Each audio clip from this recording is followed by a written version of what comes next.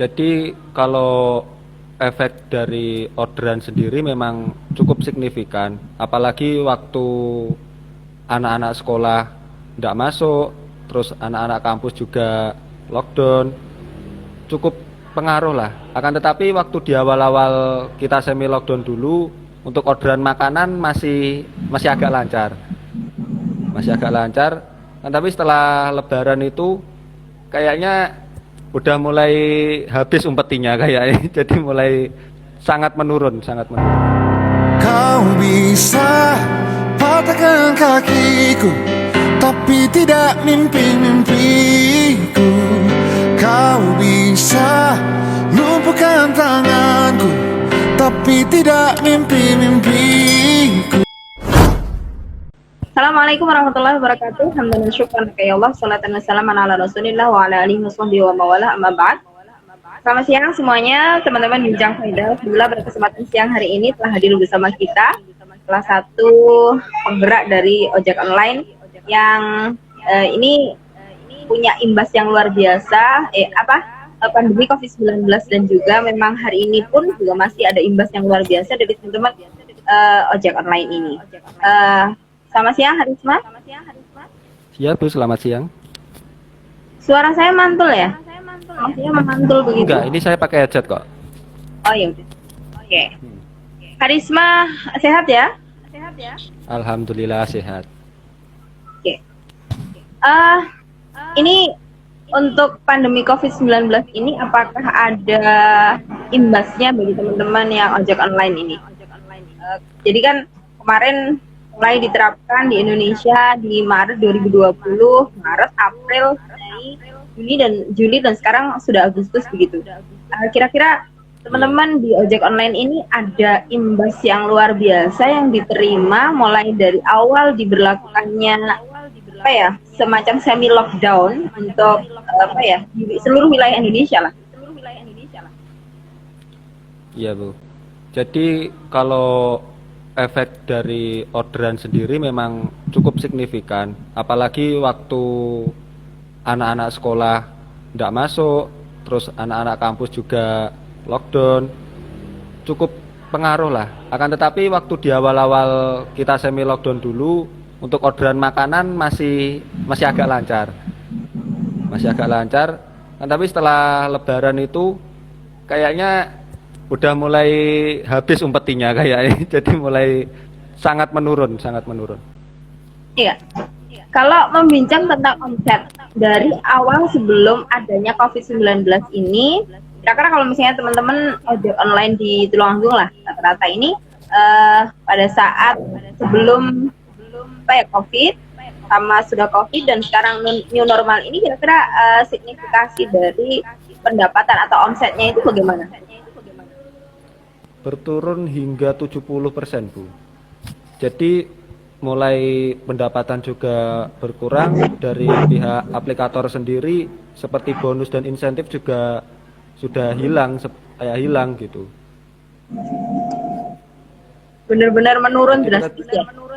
Benar-benar menurun drastis. Jadi kita cuma ngandelin uang cash-cashan itu aja, dan orderan pun bisa angka 4-5 orderan per hari itu udah alhamdulillah, udah bersyukur gitu. Tapi kalau sebelumnya bisa sampai berapa orderan satu hari itu? Bisa sampai 10-15. Itu pun juga udah dapat bonus juga. Kalau sekarang untuk menuju bonusnya ini, apakah tidak ada kebijakan dari perusahaan atau dari manajemen untuk tetap memberikan bonus kepada teman-teman ojek online ini, meskipun tidak mencapai sistem, atau mungkin diturunkan lah sistem perolehan untuk mendapatkan bonusnya? Ini ada kebijakan begitu atau kebijakan? Sebenarnya kalau bonus itu ada Bu. Jadi kalau di Grab itu kayak ada poin. Jadi dulu itu misal ada tingkatannya, ada 4 tingkat poin. Kalau tingkat 1 dapat uang berapa, tingkat 2 dapat uang berapa, sampai tingkat 4 kalau teman-teman bilang itu tutup poin, tupo gitu. Nah, kalau sekarang itu cenderung ke dihargainya poinnya. Misal dapat makanan 1 itu poinnya 12. Nah, 12 itu 1 poinnya itu dihargai Rp100. Hmm, berarti Berarti cuma 1.200 itu. iya, iya. Jadi memang Dan ini ya. misal gimana? Jadi memang benar-benar berimbas banget bagi teman-teman ojol yang kalau misalnya apa untuk pandemi Covid, apalagi kalau misalnya pada saat pandemi ini kan tidak boleh membawa penumpang. Untuk order makanan pun kan juga harus ada protokol-protokol yang harus diikuti oleh teman ojol yang memang nanti ada apa ya konsumen atau bagaimana begitu.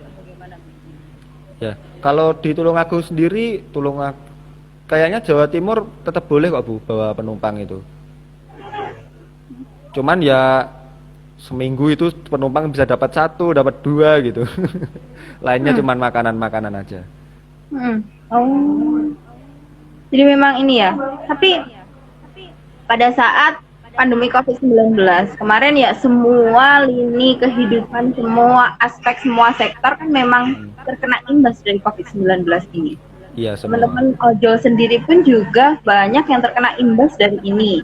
Apalagi ada yang dulu awalnya sebelum COVID-19 ini memutuskan untuk berbondong-bondong menjadi apa ya driver ojol yang notabene mereka mengatakan ini menjanjikan, tapi ternyata pada saat COVID-19 semua kan kena imbas. Nah, pada saat ini COVID-19 sendiri, apakah ada apa ya solusi yang lainnya yang dilaksanakan oleh teman-teman ojol supaya tetap bisa untuk memenuhi kebutuhan kehidupannya masing-masing, setelah memang tetap hanya mengandalkan dari apa ya driver ojol ini tadi? Kalau teman-teman ojol sendiri kebanyakan juga ada yang sampingan, ada yang full. Akan tetapi juga yang sampingan itu mungkin masih bisa bertahan dengan pekerjaan tetapnya. Kalau yang full dengan ojek online, teman-teman itu saling mempromosiin. Jadi kan ada promo itu. Ada promo, teman-teman itu saling apa ya, bikin status atau di IG atau di apa itu selalu ada. Ibaratnya ini ada promo, ini ada promo. Soalnya juga promo itu saat ini sangat mempengaruhi orderan juga. Sangat membantu lah dengan adanya promo. Iya ya. Kalau memang pada saat COVID ini sebenarnya pada saat dulu saya pernah melaksanakan bincang faedah dengan dosen saya. Beliau mengatakan bahwa sebenarnya teman-teman ojek online driver ojek apapun itu, mereka punya andil yang luar biasa. Mereka juga bisa disebut sebagai pahlawan karena pada saat teman-teman yang lainnya tidak bisa keluar kemana-mana, tetapi ini teman-teman ojol ini mempertaruhkan diri, tidak takut dengan yang namanya COVID-19. Dia tetap melaksanakan tugasnya untuk tetap mengambil barang, menyampaikan, kemudian orderan dan sebagainya kayak begitu kan. Sebenarnya ini pahlawan yang luar biasa karena mereka tetap berkecimpung di dunia ojolnya. Ini kan kalau misalnya dilihat di luar sana, dia punya istilahnya rentan sebenarnya dia rentan untuk terkena COVID, tapi ternyata dia tetap bergerak begitu. Nah, pada saat ini protokol yang kemarin COVID mungkin sudah dianggap selesai, tapi ini masih new normal. Mohon maaf, maksudnya masa lockdownnya kan sudah selesai dianggapnya.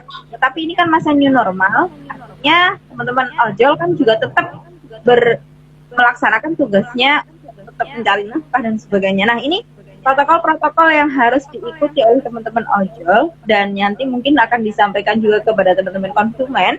Ini apakah sama ataukah memang ada protokol khusus yang harus diikuti atau harus dilaksanakan begitu?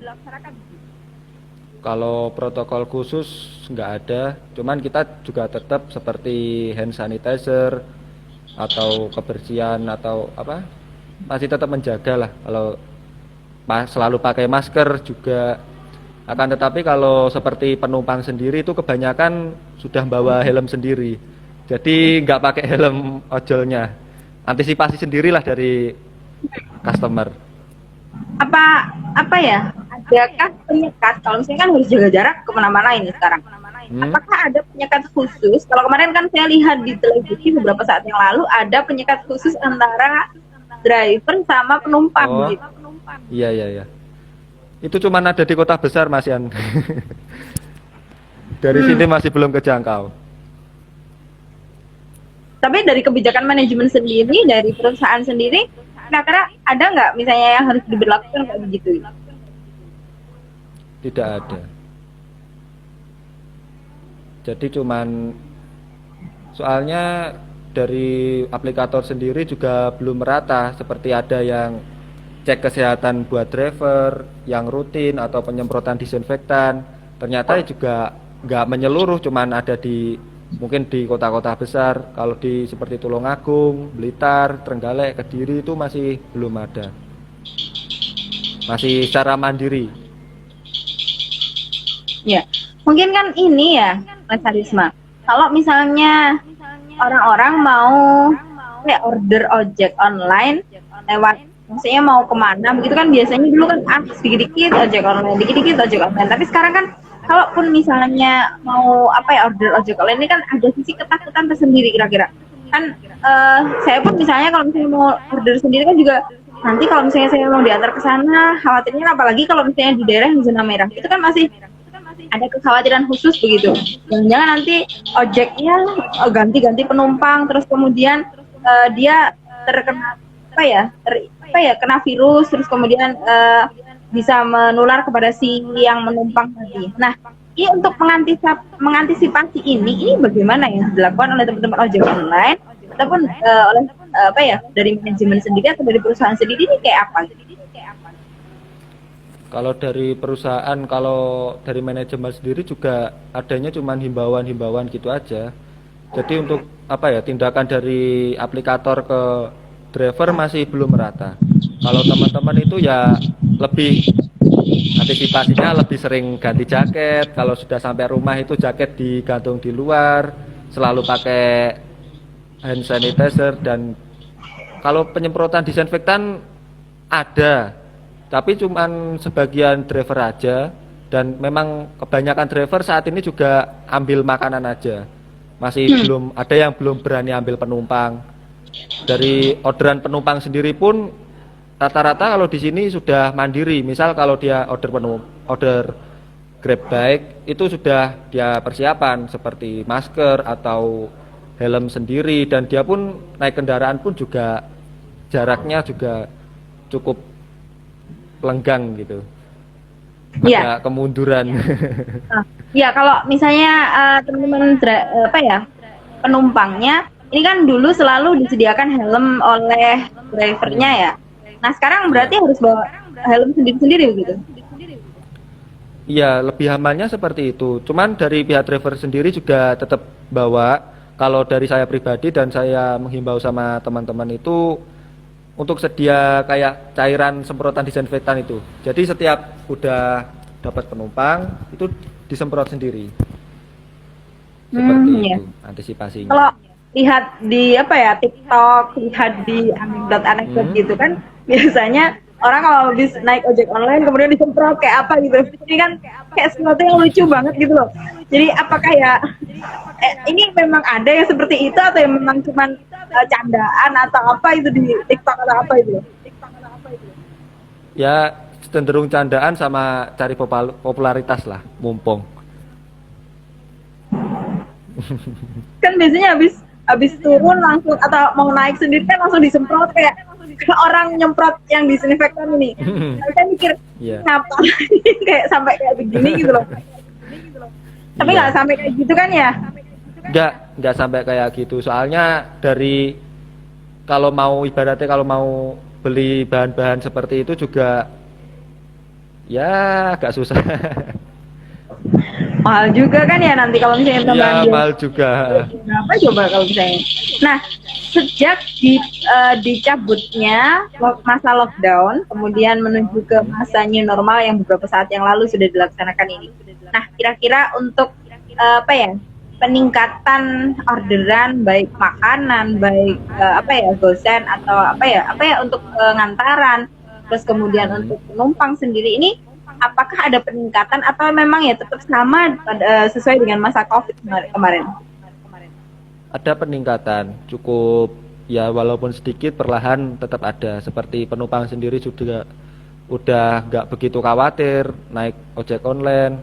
Makanan juga lebih banyak lah. Soalnya sudah itu ya, memang masih banyak kurang paham antara new normal saat ini. Kira-kira orang itu pahamnya new normal itu udah kembali normal gitu. Ternyata itu kan masih banyak yang belum mengerti apa itu new normal. Akan tetapi kalau di orderan sendiri cukup bertambah.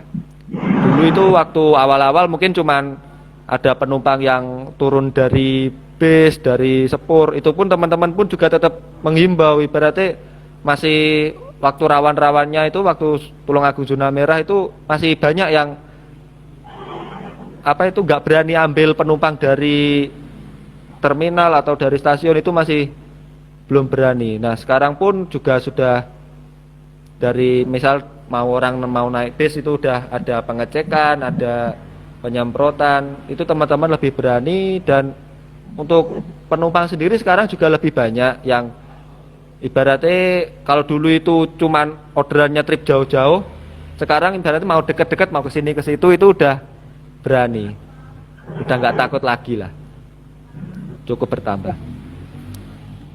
Kalau misalnya ini, ada nggak kebijakan dari manajemen perusahaan atau apa untuk memang tadi disampaikan oleh Harisma bahwa ada pengecekan dari driver-driver sendiri. Nah, apakah setiap akan melaksanakan tugas, ini teman-teman mampir ke kantor dulu, kemudian di termogan, terus kemudian di apa, itu ada nggak misalnya kayak gitu? Atau mungkin dari ada rapid test untuk teman-teman driver, gitu ada nggak kira-kira Harisma? Tidak ada, tapi di kota-kota besar ada pengecekan seperti itu. Mungkin di aplikasi Gojek itu juga ada pengecekan suhu tubuh sama kesehatan setiap 1 minggu sekali, kalau 2 minggu sekali nggak salah. Akan tetapi dari Grab sendiri di sini belum ada. Cuman ketika setiap mau on aplikasi itu ada muncul kayak pernyataan, surat pernyataan kalau saya tidak mengalami batuk, saya badannya fit, nah gini-gini. Nah itu juga ada konsekuensinya kalau misal pada kenyataannya saya sakit, tetap ngebit, nah itu nanti ada konsekuen akun disuspend.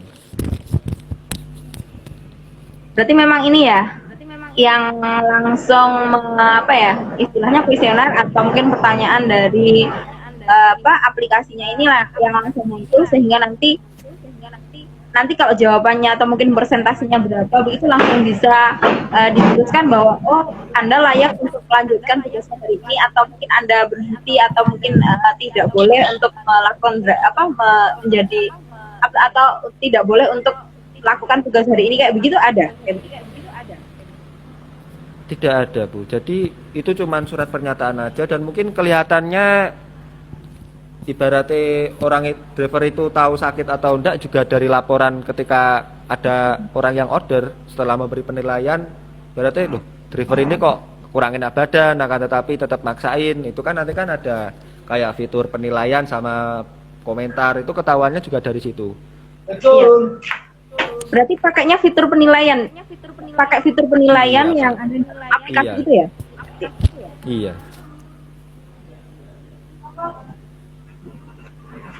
Iya. Ini selanjutnya kalau misalnya membincang tentang apa ya, masih berarti apa yang makanan. Nah, kalau misalnya di kota-kota besar mungkin masih harus ada jaga jaraknya untuk peletakan apa ya, istilahnya harus berapa radius berapa meter supaya makanan itu sampai ke apa ya, ke orangnya begitu. Waktu ngasihin apa itu namanya makanan ke customer. Nah, waktu Kalau barang atau makanan orderan tadi, kemudian untuk penerimaan uang dan sebagainya begitu.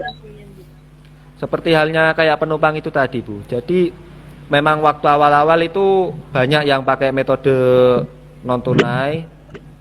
Sekarang pun juga masih banyak yang metode non tunai. Cuman kalau dulu itu sering kan kayak diimbau pakai amplop. Misal kita nyerainnya di jarak 2 meter, kita taruh makanan, dia customernya ngasih amplop berisi uang itu untuk pembayaran. Jadi kita setelah orang yang ngambil makanan kita, dia pergi, kita ngambil amplop itu tadi. Itu dulu masih sering. Cuman sekarang udah nggak takut lagi gitu. Sudah kayak biasa seperti true normal lah. Seperti new normal yang bukan new normal tapi seperti normal kembali kayak gitu. Seperti normal kembali gitu, bukan new Iya. normal. Berarti berarti memang anggapan bahwa memang rata-rata kayak gitu. Jadi di kabupaten kita sendiri, di kabupaten-kabupaten lain ini orang yang mengindahkan untuk melaksanakan protokol kesehatan karena memang kondisi masih COVID ini juga tidak 100% untuk melaksanakan. Ada juga yang masih itu sudah selesai lah. Sudah zona kuning, udah zona di sini di tempat saya nggak ada kayak begitu kan. Ada yang seperti itu begitu. Jadi kan ya memang sulit kayak begitu. Terus kemudian kalau misalnya ada penumpang yang memang dia tidak menggunakan masker atau tidak memenuhi protokol kesehatan, apakah tetap diterima oleh kawan-kawan driver ojek online ini ataukah memang teman-teman dari driver ojek online ini menyediakan masker atau apa kayak gitu?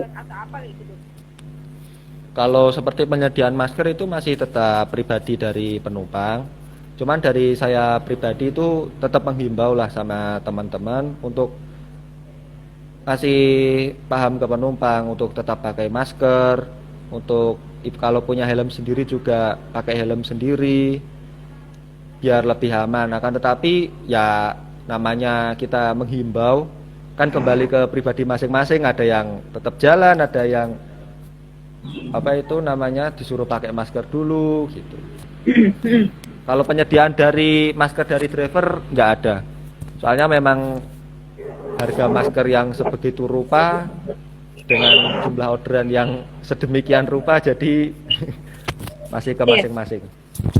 Memang ini ya, kadang sulit juga kalau misalnya orang sudah kepepet mau naik ojek, kemudian dia sudah nggak bawa helm, dia juga nggak menggunakan masker, drivernya pun juga bingung kan kalau misalnya kalau saya suruh ini selesai atau mungkin apa itu kan memang ya masalah juga karena memang setiap orang itu punya karakter yang berbeda-beda kayak begitu.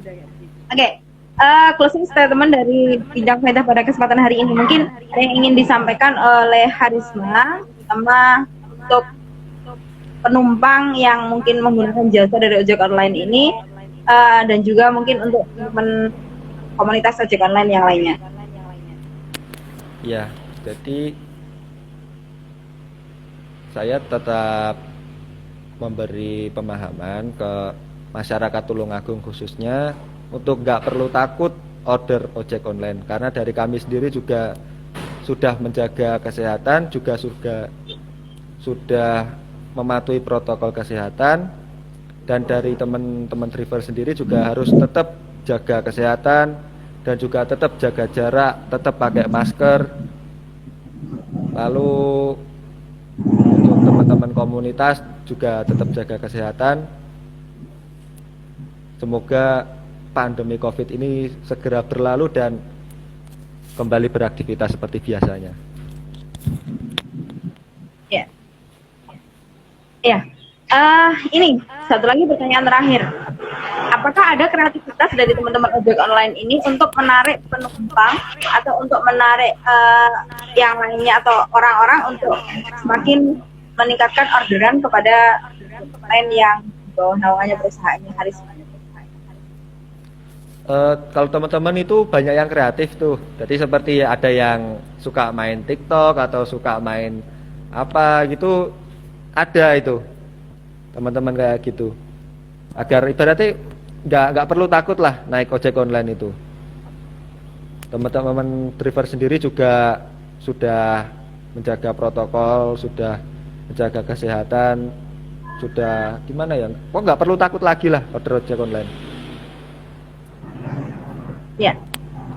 Sebelum diakhiri acara ini, mungkin ada satu pengalaman yang paling unik, paling mengesankan atau mungkin paling keren yang dialami oleh Harisma sendiri mulai dari COVID-19 sampai hari ini. Kalau pengalamannya itu enaknya kalau selama masa COVID ada customer yang order, misal order makanan, dia order 2, itu drivernya dikasih satu gitu. Dan itu cukup sering gitu selama masa pandemi. Ya alhamdulillah dari situ.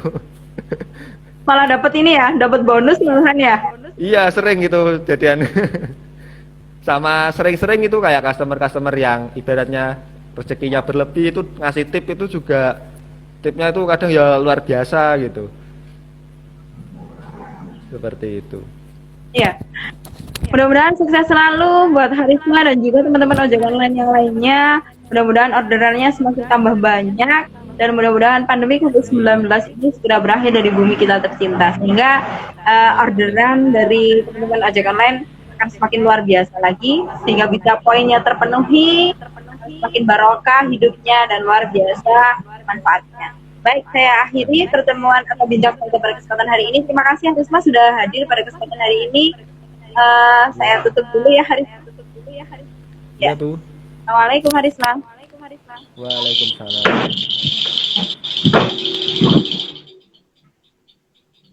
Terima kasih teman-teman yang sudah bergabung di Bincang Faedah pada kesempatan hari ini. Ya memang luar biasa ya, teman-teman ojek online ini punya kena imbas yang luar biasa selama pandemi COVID-19 ini. Tapi mudah-mudahan pandemi COVID-19 ini segera berakhir dari bumi kita tercinta dan mudah-mudahan seluruh pendengar dan pemirsa Bincang Faedah diberikan kesehatan selalu oleh Allah Subhanahu wa taala.